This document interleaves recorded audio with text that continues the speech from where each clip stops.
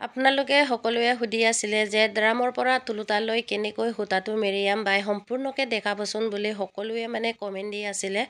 নমস্কাৰ বন্ধু বান্ধৱীসকল, মই অঞ্জু পেগুনৰ। আজি আপোনালোকক মই ড্ৰামৰ পৰা তুলুতালৈ কেনেকৈ মেৰিয়াব লাগে সেইটো আপোনালোকক ফাৰ্ষ্টৰ পৰা লাষ্টলৈকে দেখাম বুলি ভাবিছোঁ। তো আপোনালোকে ভিডিঅ'টো স্কিপ নকৰাকৈ চাই থাকিব লাষ্টলৈকে। এতিয়া ড্ৰামৰ পৰা তুলুতালৈকে এনেকৈ নি আছে, এনেকৈ মেৰিয়াই এতিয়া ড্ৰামটো ঘূৰি থাকিব আৰু স্পীডকৈ ড্ৰামটো বেছিকৈ স্পীডকৈ নুঘূৰিবৰ কাৰণে সেইফালে ৰছী এটা লগাইছে, আপোনালোকক দেখুৱাব পৰা নাই। তো আপোনালোকে কেতিয়াবা যদি কেনেকৈ ড্ৰামটো কেনেকুৱা বস্তু বা কি ধৰণৰ তাল লগাই আপোনালোকে যদি চাব বিচাৰে তেতিয়াহ'লে আপোনালোকে আহি কিনে চাব পাৰিব।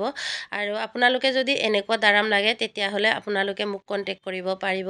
আৰু আপোনালোকৰ যদি তাঁত বোৱনী লাগে আপোনালোকে মোক কণ্টেক্ট কৰিব পাৰিব। আৰু যিমান আপোনালোকৰ বোৱনী কিবা কিবি যদি আপোনালোকক দৰকাৰ হয় তেতিয়াহ'লে মোক কণ্টেক্ট কৰি কিনে আপুনি মোক আহি লগ কৰিব পাৰিব।